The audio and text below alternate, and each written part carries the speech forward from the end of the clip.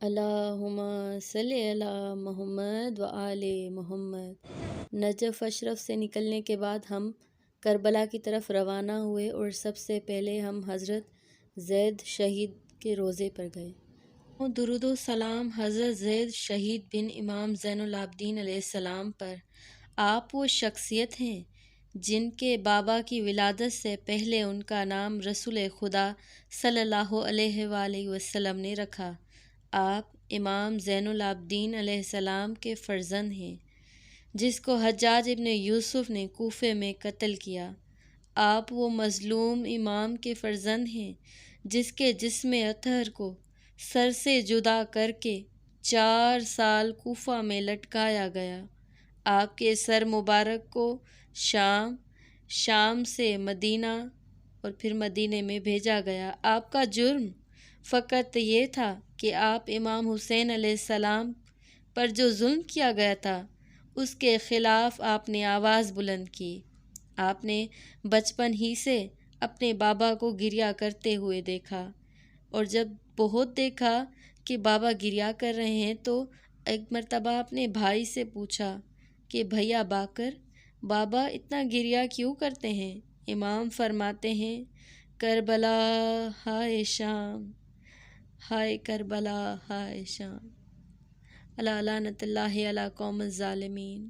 ذریعہ اطہر کے اندرونی مناظر آپ دیکھ رہے ہیں کہ جس میں آیت تطہیر لکھی ہے، انما یرید اللہ لیذھب عنکم الرجس اہل البیت ویطہرکم تطہیرا۔ صلوات اللہم صلی علی محمد و آل محمد۔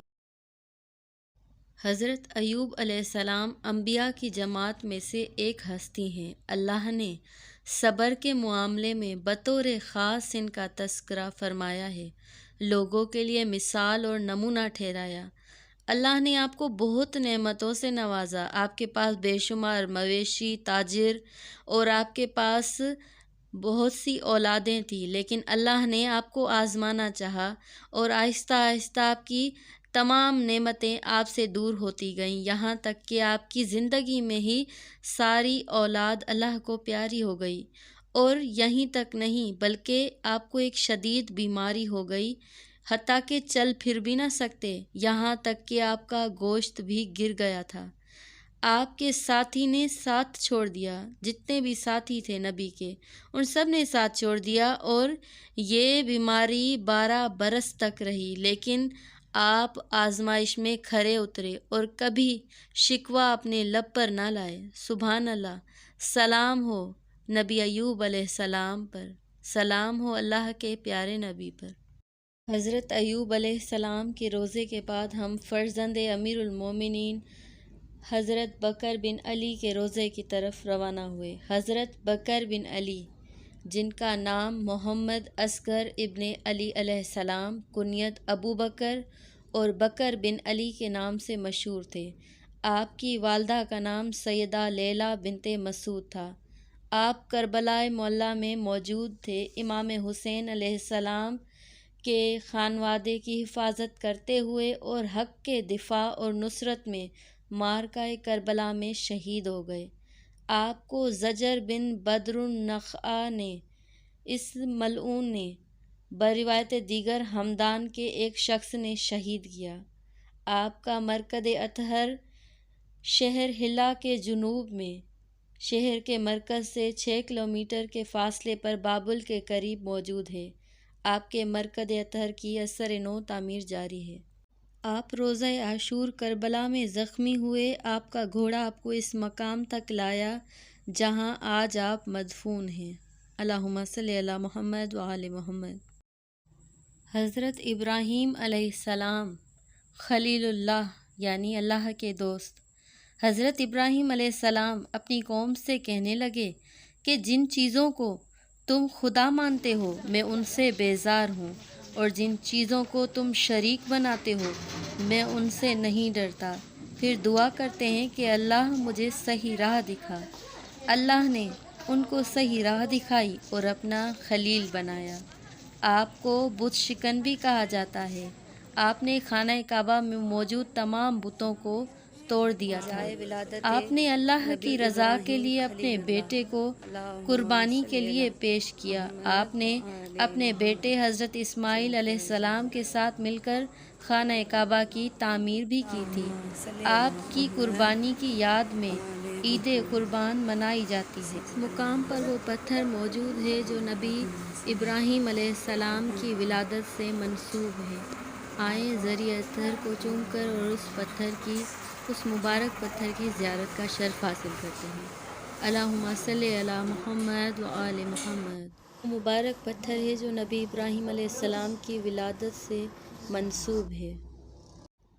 نبی ابراہیم نے اپنے بیٹے حضرت اسماعیل علیہ السلام کو جو قربانی کے لیے پیش کیا، وہ مناظر بھی یہاں بنائے ہوئے ہیں، اور یہ وہ مقام ہے جہاں پر نمرود نے نبی کے لیے آگ جلائی تھی۔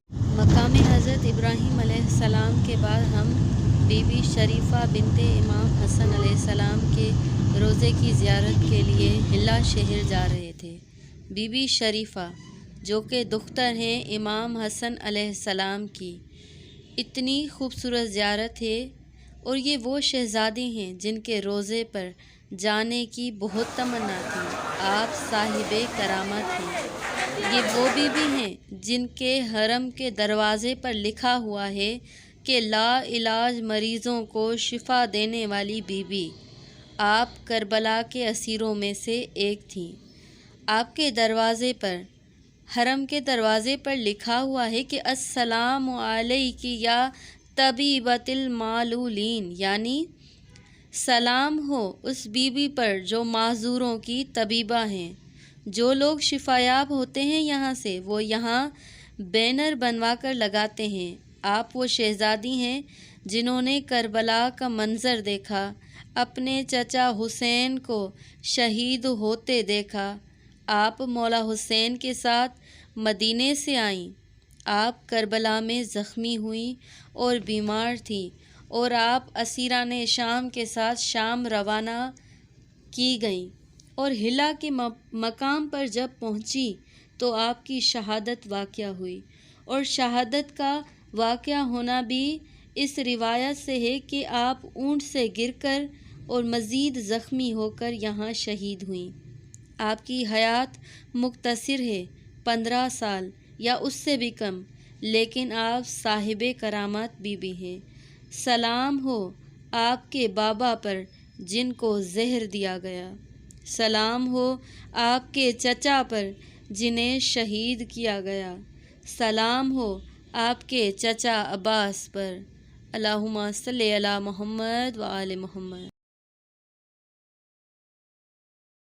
علم جس کی وفا کا آج بھی عکاس بنتا ہے، وہ جس کا نام ہی ٹوٹے دلوں کی آس بنتا ہے۔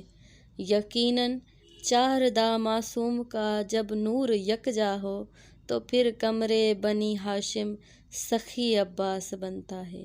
اللہم صلی علی محمد و آل محمد۔